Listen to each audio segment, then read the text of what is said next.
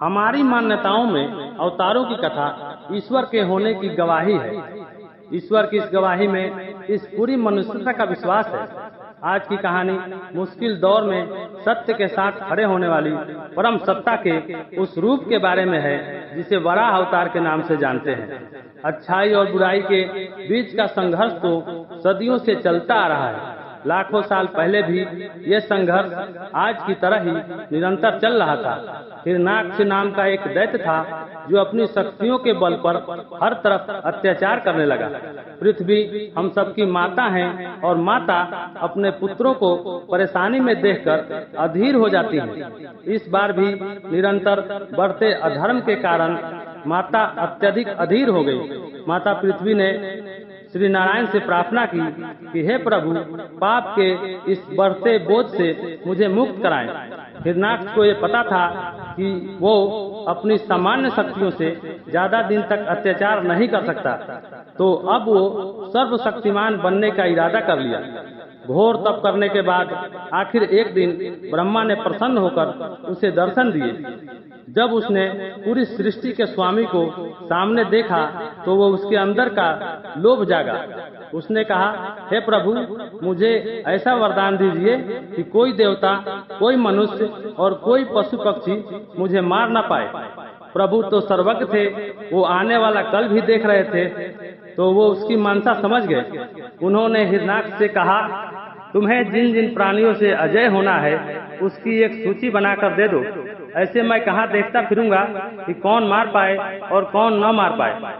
लोभ में हिरण्याक्ष ने देवता, मनुष्य और पशु पक्षियों की एक सूची बनाकर ब्रह्मा जी को दे दी। ब्रह्मा जी ने कहा, तथास्तु, इस सूची में सम्मिलित सभी देवता, मनुष्य और पशु पक्षी तुम्हें कभी पराजित नहीं कर पाएंगे।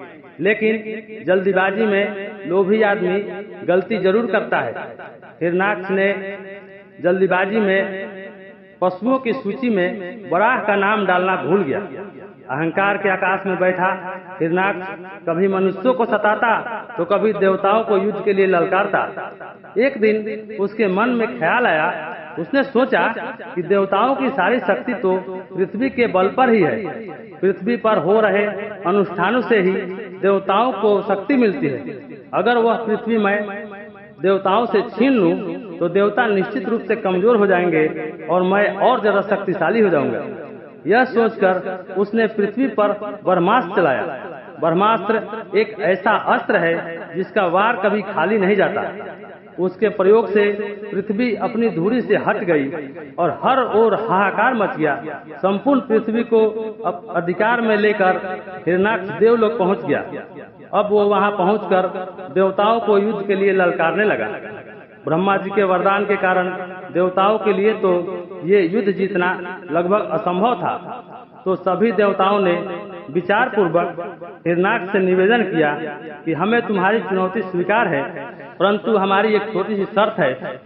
वो ये कि हमारी तरफ से श्री नारायण युद्ध करेंगे और तुम्हें केवल उन्हीं से युद्ध करना है। यह सुनकर दम्भ से भरा हिरण्याक्ष और अधिक प्रसन्न हो गया। उसने सोचा, अब तो युद्ध और भी सरल हो गया। उधर भगवान विष्णु को सूचना मिली तो वे उस सूची का वो छोटा सा छेद जानते थे जिससे मनुष्यता का प्रकाश आना था, और उन्होंने उस सूची से छूटे हुए बरु पशु वराह के रूप में स्वयं को प्रकट किया और उन्होंने पहले पृथ्वी को पुनः अपनी धुरी पर स्थापित किया और युद्ध में हिरण्याक्ष को मार गिराया। कथा का सार यह है कि अगर कोई ऐसी स्थिति, ऐसी कोई विपदा सामने आ जाए तो जिस प्रकार देवताओं ने स्थिर बुद्धि के साथ एकत्र होकर विचार करके एक हल निकाला कि सूची में वराह का नाम छूट गया है, उसी प्रकार हर चुनौती के सामने स्वयं को इकट्ठा कीजिए, शांत हो जाइए, मन मस्तिष्क को एकाग्र कीजिए और देखिए कि प्रभु ने एक रास्ता जो आपके लिए सूची में छोड़ रखा है वो कौन सा है।